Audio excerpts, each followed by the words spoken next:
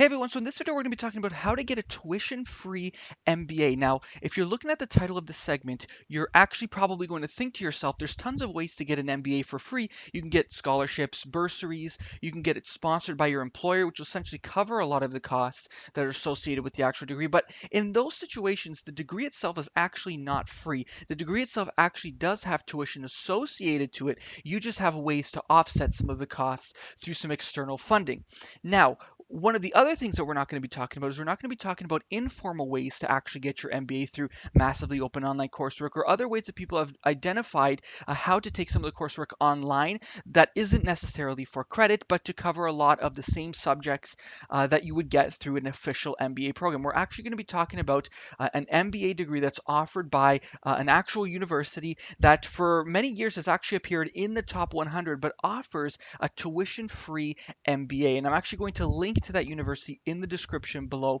It's actually Coppead Business School, which is based out of Brazil in South America. Now, there's a couple of things to actually consider about this particular MBA program. Number one, it is tuition free, which is great, especially for students who have a ton of undergraduate debt still. People, particularly who want to work in South America, it's one of the most prominent MBA degrees you can get within that region as well, but also very useful for students who might not necessarily want to go into lucrative areas of business and are looking for the business pedigree and background to support their career efforts, but aren't willing to go into the debt to get that particular education, particularly if they want to do not-for-profit work or if they want to work maybe at some institutions overseas where the financial outcomes might not necessarily be what it would be for some other students who might be going into consulting or banking or something of that nature. It's also very useful for students who are coming from non-traditional backgrounds who might want to pursue further education beyond the master's level. So perhaps somebody who wants to do a doctorate in business but doesn't have a business background. Of course, there are direct entry PhD programs as well, but for somebody who hasn't had any exposure at all to business, it's quite daunting to actually commit to a 4 to 5, maybe even 6 year PhD program if you've taken very limited courses in business altogether. So although you might be able to get into a particular program, although it might be a little bit more taxing for you to convince the adcoms that you are going to be a compelling applicant for the programs if you have no business background at all. So it's a great way for you to fill in some of those deficiencies, to actually zero in on the particular areas of business where you actually want to focus on, and to determine whether or not this is something that you want to devote your life to in the future. One of the things to actually consider about this program is the program itself is fairly standard in that it's a similar length to what you would experience in the United States. There are opportunities for students to do an international exchange throughout the program as well too. So if you want to come back to the United States and study for a few months at one of the institutions there or in another place around the world, that's also an option through the program as well.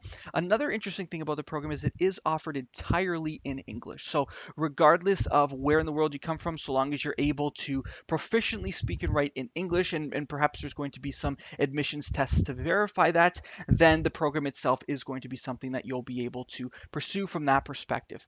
One of the things to actually consider with that, though, is if you don't speak Brazilian Portuguese, the program itself might not be an issue because of the fact that it is offered in English. However, if you do intend on living and working in Brazil when you graduate, that might be something for you to actually consider. One of the reasons for that is a very substantial part of the Brazilian population just speaks Brazilian Portuguese. And so if you don't speak any Portuguese at all, it might be a barrier for some of the jobs that are open to students who graduate from there.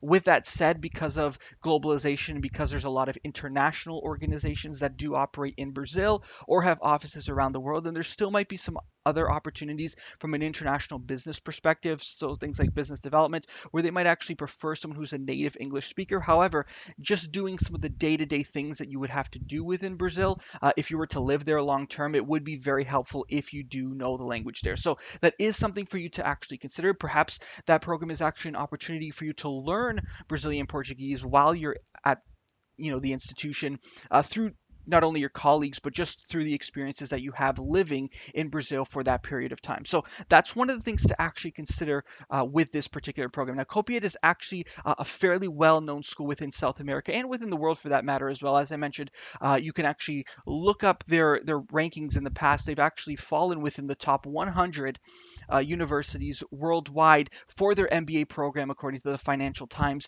a couple of years ago in the past. And so that's one thing to actually consider if you are kind of questioning what the reputation of the school is like from that perspective.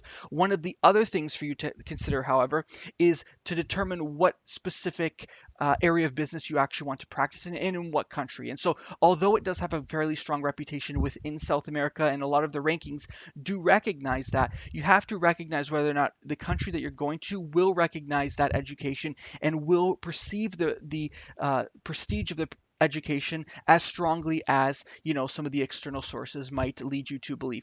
So if you're coming back to the United States as an example, you might want to determine whether or not the organization that you're looking to go into or the particular industry that you're looking to go into is going to recognize the education that you're going to get and whether or not employers are actually going to put you on par with some of the more domestic students or some of the students coming from other countries who might be international applicants as well. One opportunity might be to also gain experience internationally, which might make you even more competitive coming back domestically. But again, that's going to be on a case by case basis and isn't necessarily standard across all of the different industries that you want to work in. So, one of the things for you to actually consider for a lot of people who are looking to get international exposure or just experience living and potentially working overseas as well, it's a fantastic opportunity for you to look into some of these options, particularly in Brazil, which happens to be a fairly strong economy.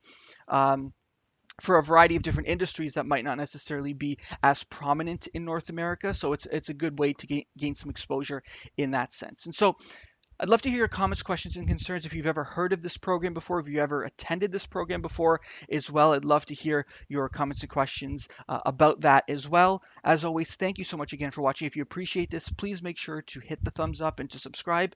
As always, thanks again for watching. We'll see you in the next one.